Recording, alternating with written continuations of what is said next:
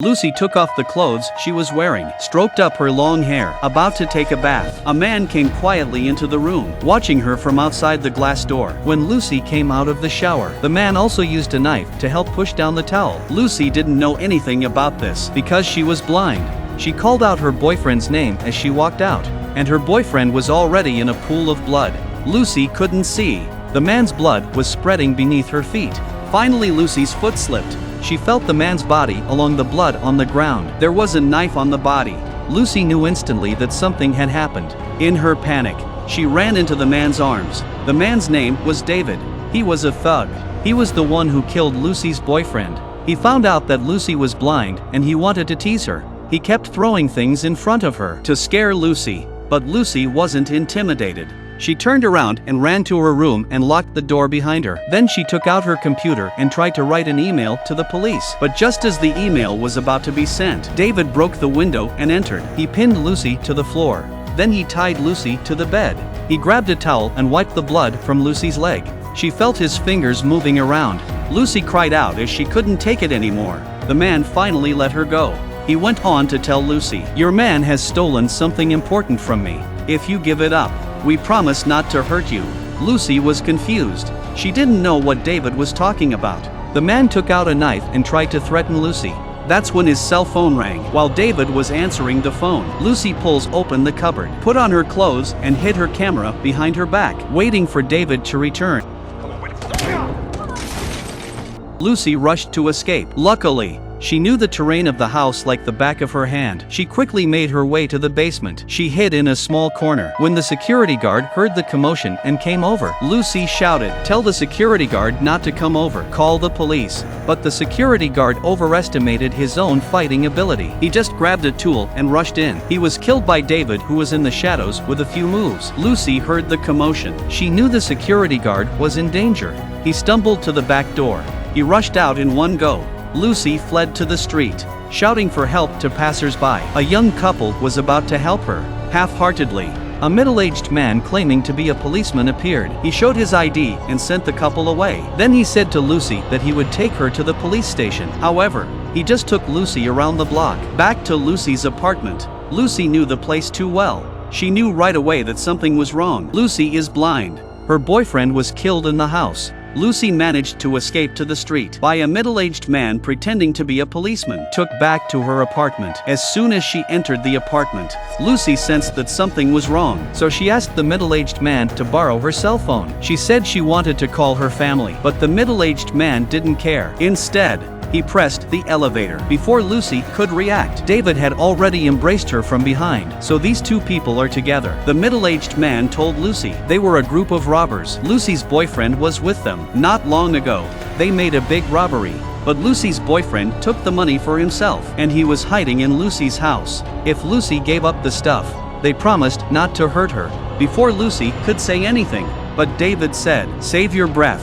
It's not working. I don't think she'll talk unless she gets some pain." The middle-aged man said indifferently, "Okay, then you do it." As soon as he said that, Lucy was thrown to the ground by David. The two of them were playing a good one and a bad one. The purpose is to make Lucy give up the stuff. While David was doing it, the middle-aged man looked at a painting. The panel of this painting is too thick. He opened it and saw that there was money hidden inside. The two men loaded the money. They left quickly. Lucy heard the sound of their departure. Hurry over and lock the door. She collapsed on the floor in a daze. It was not until it was dark that Lucy recovered, but she immediately sensed that something was wrong. She had to run, but the thugs didn't leave.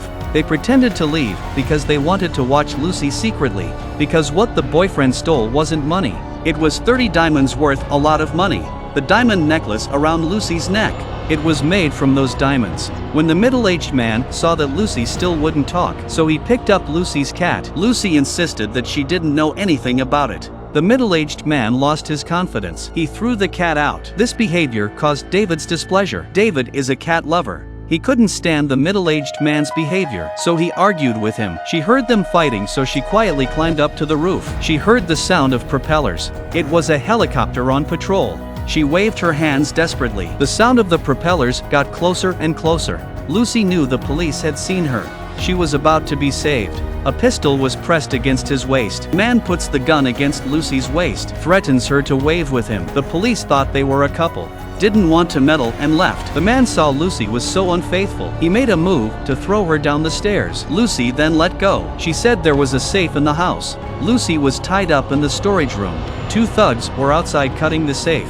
The woman thought of a way to save herself. She remembered the infighting between the 2 thugs earlier while David came to give her water. She told David she would help him take the diamonds for himself. David was impressed. He'd had enough of middle-aged men being domineering. The safe was quickly cut open, but there was only one playing card inside. The middle-aged man felt he'd been tricked. They pinned Lucy down on the table. They covered her mouth and nose with towels. They then kept pouring water on the towel. Lucy kept struggling. She finally had to say that she would try to give them clues. The middle-aged man took Lucy to the balcony. She was told to think about it. David went to pour himself a drink. Suddenly, he found something in the ice. The diamonds were hidden in the ice. He did not intend to tell the middle-aged man, but the middle-aged man saw the scene in his eyes. David pretended to give him a drink and tried to take advantage of the opportunity to sneak up on him, but he was shot down by the man. The middle-aged man takes the diamonds and is pleased with himself.